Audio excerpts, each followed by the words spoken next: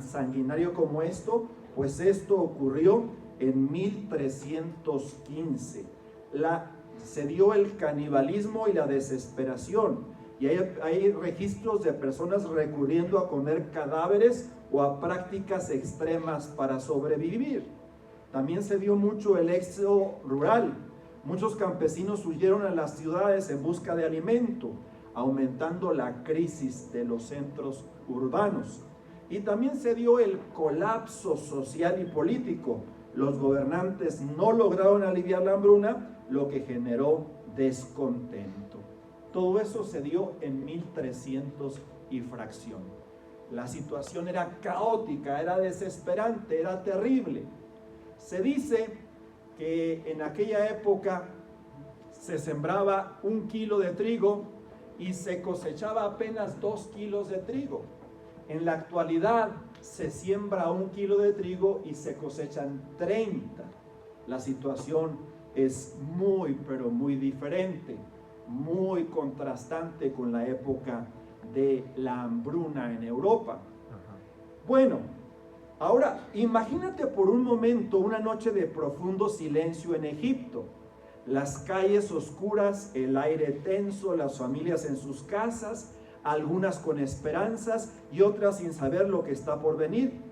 De repente un grito atraviesa la tranquilidad de la noche, luego otro, y en cada hogar o en cada hogar egipcio el primogénito ha muerto. El dolor se extiende por toda la nación. Si me ponen la imagen precisamente de los primogénitos egipcios, esa noche no fue una noche cualquiera, fue la noche en que Dios ejecutó su juicio sobre Egipto y su falsa seguridad. Fue la noche en que el ángel de la muerte pasó por la tierra trayendo el cumplimiento de la 10ª y última plaga. Hoy quiero invitarte a reflexionar en este evento y su significado para nosotros. ¿Cómo nos habla esta historia sobre el juicio, la salvación y la obra de Cristo en nuestras vidas? Quiero platicarte brevemente que hubo 10 plagas en Egipto. Cuando Dios se propuso liberar a la nación de la esclavitud de Egipto, hubo 10 plagas. La plaga de las ranas, la plaga de las moscas, la plaga de las enfermedades de los animales, la plaga de las tinieblas y muchas más. Pero la última plaga, y es de la cual te quiero hablar, es precisamente la muerte de los primogénitos. Moisés anunció: a la medianoche pasaré por todo Egipto y todo primogénito egipcio morirá, desde el primogénito del faraón que ahora ocupa el trono hasta el primogénito de la esclava que trabaja en el molino, lo mismo que todos los primogénitos del ganado. En todo Egipto habrá grandes lamentos como no los ha habido ni los volverá a haber en esta situación. Se dio entonces este grande acontecimiento de la muerte de los primogénitos que ocurrió en todo Egipto. Las plagas de Egipto fueron épicas historias: piojos, ranas, moscas, úlceras, pestes y varias más. Dios vengando los cientos de años de esclavitud egipcia. Pero la última fue terrible y espantosa. Se trataba de la muerte de los primogénitos, desde el hijo de Faraón hasta el más humilde de los sirvientes. Esa noche atravesó Egipto el ángel de la muerte. Esa noche el ángel de la destrucción acabó con los primogénitos egipcios. Y no solamente de las personas, también de los animales. Hubo destrucción, hubo muerte, hubo desesperanza, hubo llanto, hubo dolor, hubo tantas cosas encontradas, tantas cosas tan fuertes que se dieron precisamente en esa noche tan terrible, tan espantosa que ocurrió en Egipto. Era la última plaga. Era la última que se presentaba. Esa noche fue terrible y horrorosa. El ángel de la muerte recorrió el Bajo y Alto Egipto. La sentencia divina fue inflexible. El mayor de la familia moriría. Fue una noche espantosa y macabra. Luto y dolor en cada familia egipcia. Sin embargo, no todo fueron lágrimas y llanto. En las casas hebreas había fiesta y había alegría. Mientras del otro lado de la historia, del otro lado del Nilo, del otro lado del río, todo era sufrimiento, dolor, angustia, desesperación, y todas las cosas negativas que te puedas imaginar. En Egipto había un lugar que se llamaba la tierra de Gosén. Estaba en el delta del Nilo, ahí donde desemboca el río Nilo sobre el mar Mediterráneo. Y ahí precisamente vivía la nación hebrea, los esclavos, los judíos, que tenían cientos de años esclavizados, cientos de años aprisionados. Y ahí Dios visitó su pueblo. Con mano poderosa los sacaba de Egipto. Con plagas espantosas aturdía a los egipcios. Entonces, por fin terminaban los cientos de años de esclavitud egipcia. Esa noche de espanto marcaba también su salida y la celebración de la primera Pascua. Se había ordenado sacrificar un cordero, comerlo asado con hierbas amargas y pan sin levadura. Pero lo más importante, rociar su sangre en los dinteles de las puertas de sus casas. A ver si tenemos la imagen del cordero. La imagen del cordero, la imagen del animalito que Dios les dio como sustituto precisamente para el juicio que se devenía sobre Egipto. Dice la Biblia que la 10ª plaga incluyó la primera Pascua. Cuando hablamos de Pascua, la gente se imagina el sacrificio de Cristo, y tiene razón, pero el origen de la primera Pascua tiene que ver con el sacrificio del cordero. El animalito que la gente iba a asar, iba a comerlo de pie, con hierbas amargas, con pan sin levadura, y se iba a preparar para salir de Egipto. Pero antes de eso, de la sangre del animalito se iba a pintar, se iba a rociar, se iba a poner sobre los dinteles, sobre los marcos de las puertas de las casas, como un símbolo de perdón, de expiación, de todas estas cosas positivas que tiene, en este caso, el sacrificio delante de los ojos de Dios. Y cuando el ángel de la muerte atravesó Egipto esa noche de espanto, de muerte, de tribulación, de angustia, de desesperación, vio los marcos, los dinteles de las puertas de los hebreos y vio que tenían sangre y pasó por encima. De hecho, cuando hablamos la palabra Pascua en inglés, se dice Passover, que significa pasar por encima. El ángel de la muerte no tocó a los judíos, a los hebreos, a sus primogénitos, porque había sangre en los dinteles, en los marcos de las puertas. Y esa fue la revelación que Dios le dio a Moisés de la única manera de salvación que tenía el pueblo judío. Y precisamente así lo hicieron. La primera Pascua fue muy significativa. El ángel de la muerte recorrió Egipto, pero no tocó a los primogénitos hebreos, donde la sangre de un sacrificio los protegía. Todo como figura y sombra de lo que habría de venir. Ahora la palabra nos recuerda: sabiendo que fuisteis rescatados de vuestra vana manera de vivir, la cual recibisteis de vuestros padres, no con cosas corruptibles como oro o plata, sino con la sangre preciosa de Cristo, como de un cordero sin mancha y sin contaminación.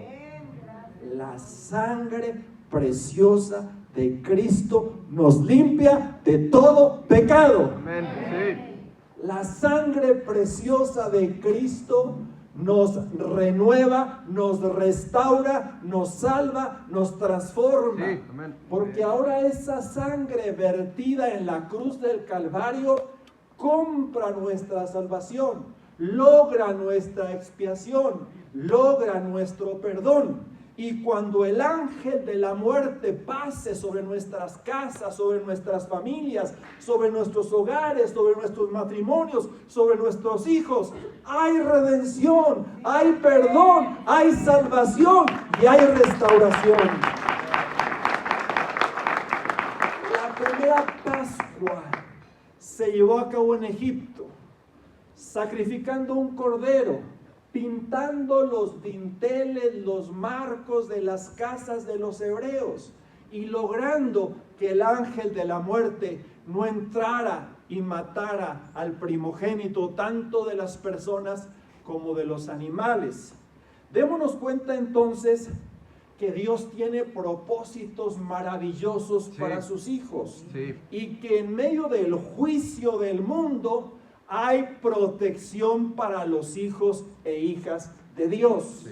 Hay restauración, hay fortaleza, hay esperanza y hay perdón. Es muy significativo que la sangre evitó la muerte en el pasado, en esa noche de espanto y tribulación. Más adelante, la sangre perfecta de Cristo nos guarda del moderno ángel de la muerte y nos limpia de todo pecado. Dice 1 de Juan 1:7, pero si andamos en luz, como Él está en luz, tenemos comunión unos con otros, y la sangre de Jesucristo, su Hijo, nos limpia de todo pecado. La sangre de Jesucristo, su Hijo, nos limpia de todo pecado. Ahí se celebraba la primer Pascua. Después los discípulos y el mismo Jesús celebró la Pascua. Se celebraba como un memorial de esa noche de espanto en Egipto, de muerte de los primogénitos, pero de redención y de salvación para todos los hebreos, para todos los judíos. Porque Dios hace diferencia entre sus hijos y quienes no son sus hijos. Y Dios tiene palabras de bendición para aquellos que le siguen y que le sirven. Para aquellos que se comprometen con Él y que hacen las paces con Él. Dios tiene entonces palabras de fortaleza, de esperanza. Pero si andamos en luz, como Él está en luz, tenemos comunión unos con otros, y la sangre de Jesucristo, su Hijo, nos limpia de todo pecado.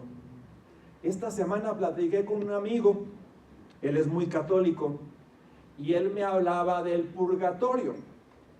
Y me decía que una persona, aunque sea salva, tiene que ir al purgatorio. Y allí en el purgatorio se va a pasar 100 años, 500 años, 1000 años, 2000 años, expiando o purgando sus culpas, aunque esta persona alcance la salvación. Mi Biblia dice todo lo contrario. Mi Biblia dice que la sangre de Cristo nos limpia de todo pecado. No hay un purgatorio al cual usted vaya para que ahí purgue o expíe sus pecados.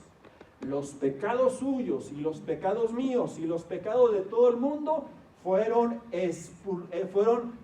purgados o fueron expiados en la cruz del Calvario.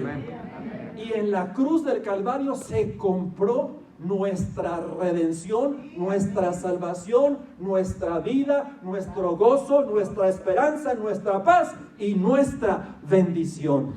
Es en la sangre de Cristo que tenemos redención. Es el Cordero del Antiguo Testamento que era sacrificado para que el ángel de la muerte no llegara. Es la sangre preciosa de Cristo que nos limpia de todo pecado. Estaban tres en el monte Calvario, en el Gólgota. Jesús estaba en el centro y había dos malhechores a los lados. Eran asesinos, eran personas crueles, eran terribles, eran personas detestables que merecían ese tormento de la cruz. Uno le injuriaba, uno se burlaba de Jesús, uno se reía de Jesús, el otro lo regañaba y le decía: nosotros estamos aquí porque cometimos maldades y fechorías, pero este no cometió ningún pecado. Dirigiéndose a Jesús le dijo: acuérdate de mí cuando vengas en tu reino. Jesús lo vio con ojos de compasión y le dijo: de cierto te digo que hoy estarás conmigo en el paraíso. ¿Cuándo hubo purgatorio? ¿Cuándo hubo 100 años para que expiara sus pecados y sus culpas? Los pecados y las culpas fueron expiadas con la sangre preciosa de nuestro Señor Jesucristo.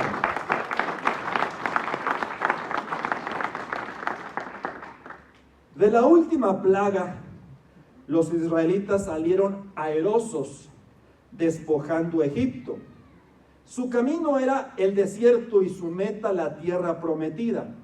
Se les ordenó celebrar la Pascua año con año, recordando esa noche como ninguna otra y realizando el sacrificio pascual.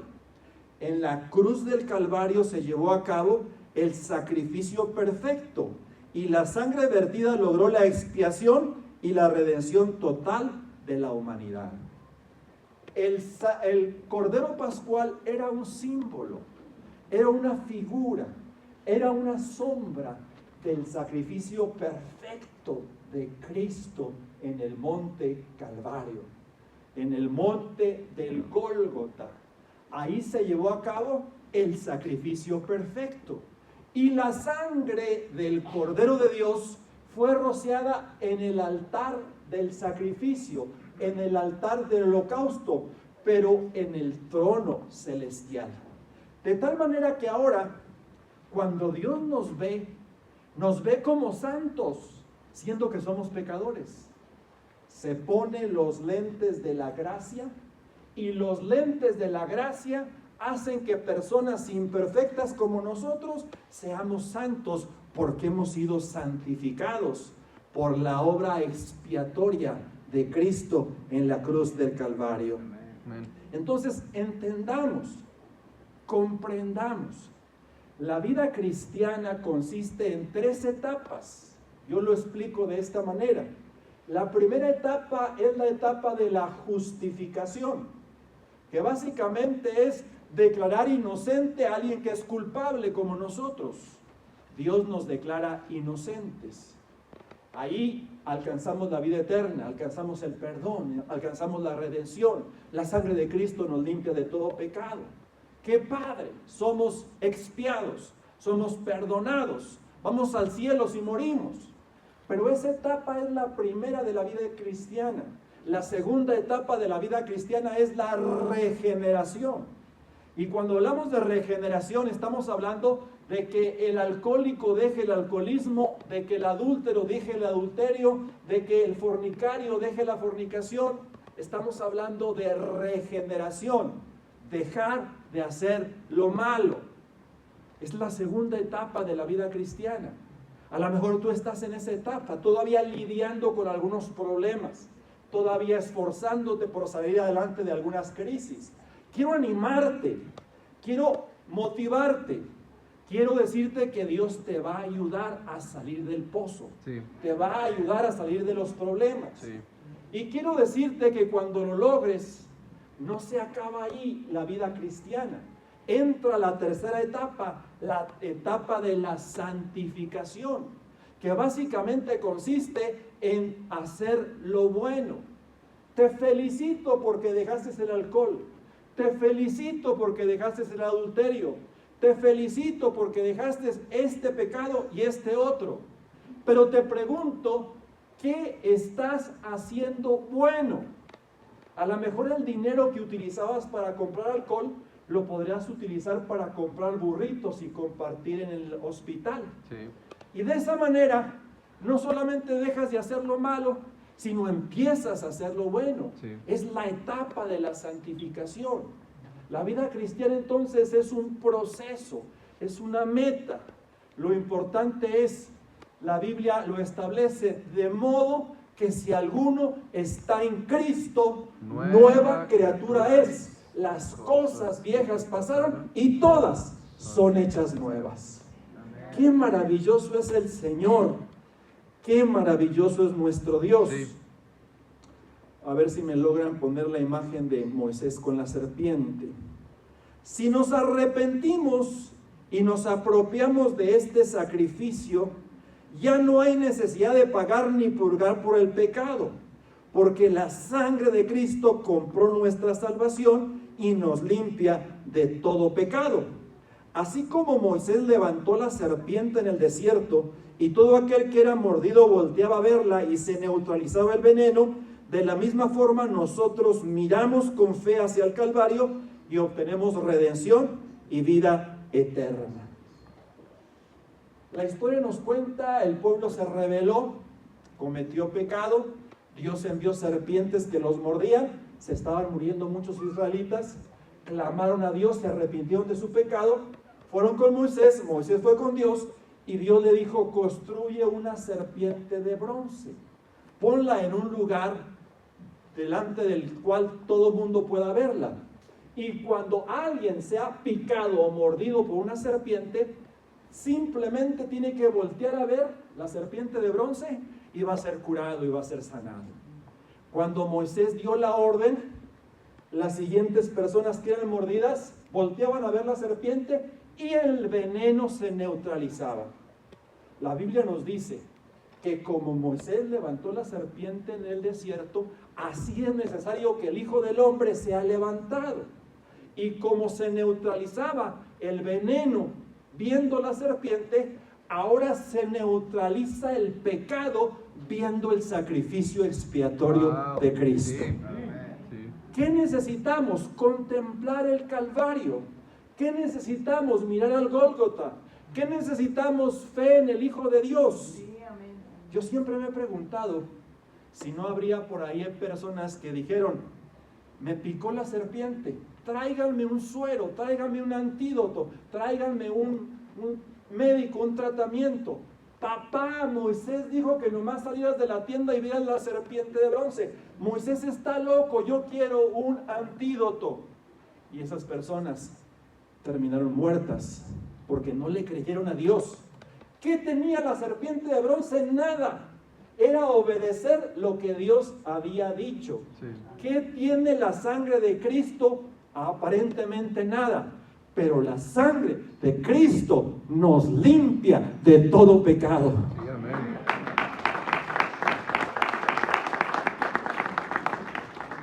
Al cielo no va la gente buena necesariamente, y al infierno la mala.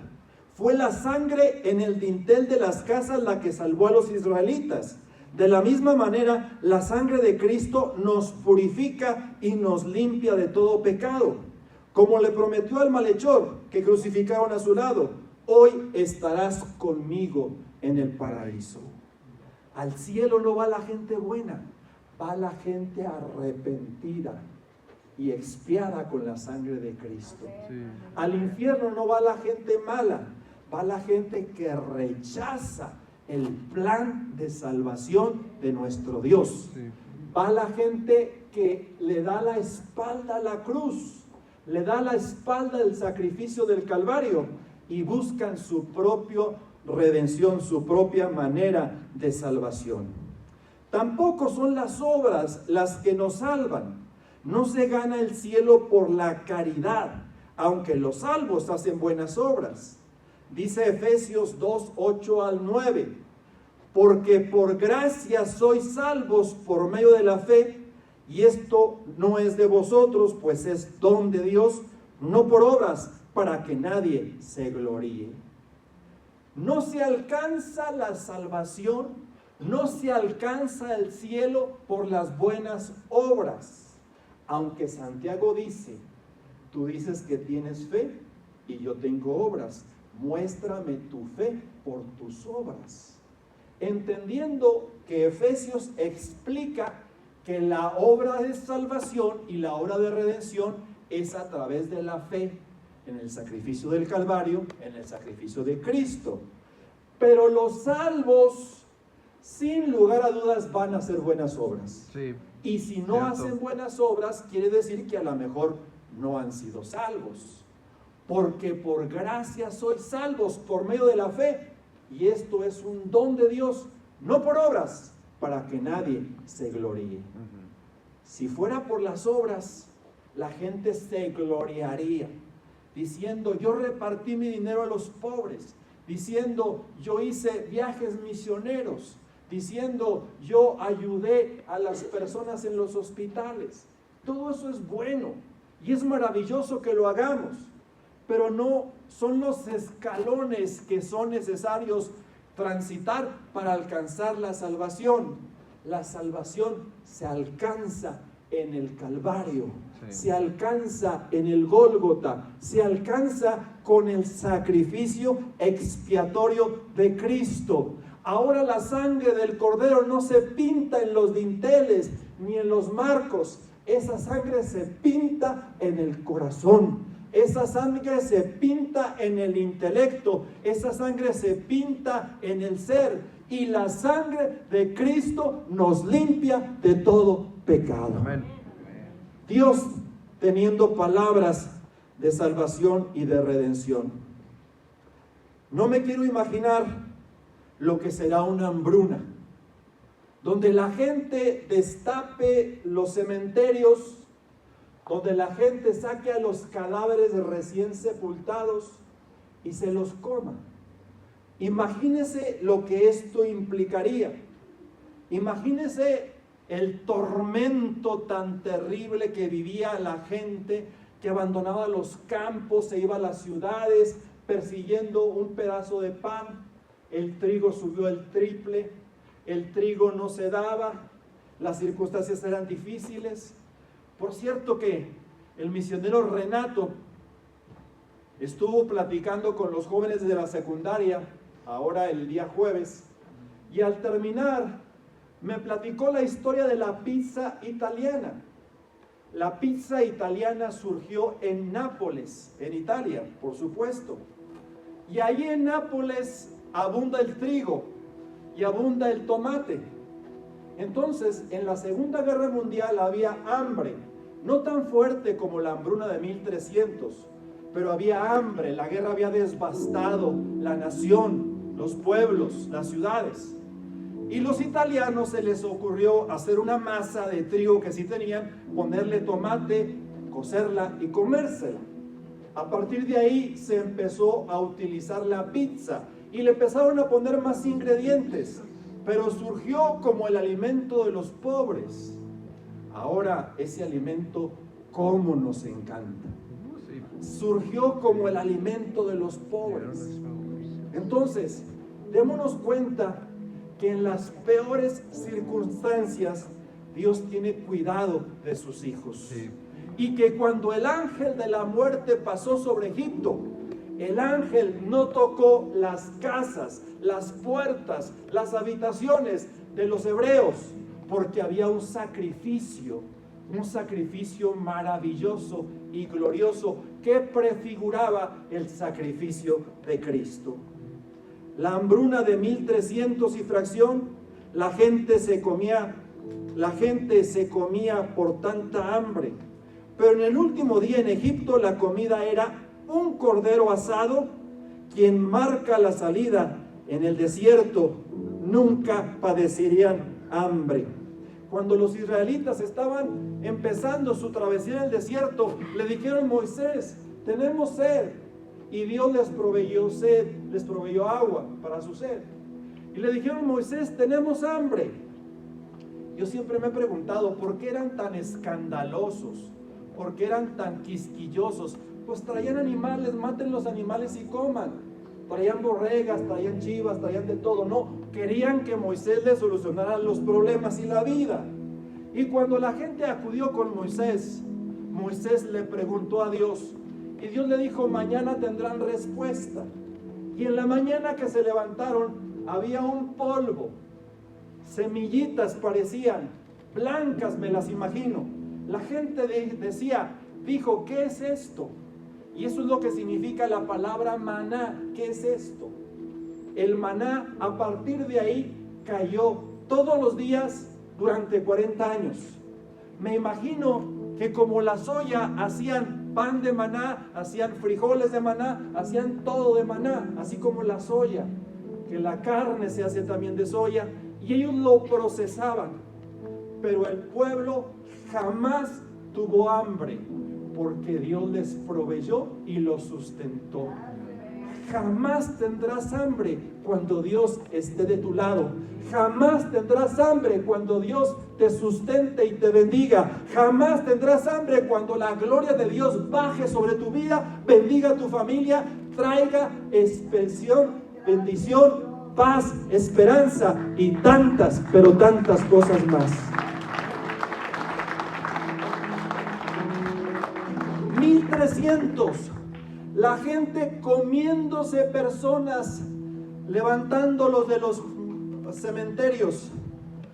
1300, a lo mejor antes de Cristo, más de 1 millón de personas atravesando el desierto donde no había nada, y todas las mañanas que se levantaban había comida, había maná, había paz, había esperanza y había bendición. Dios tiene planes de bienestar y no de calamidad, para darte un futuro y una esperanza.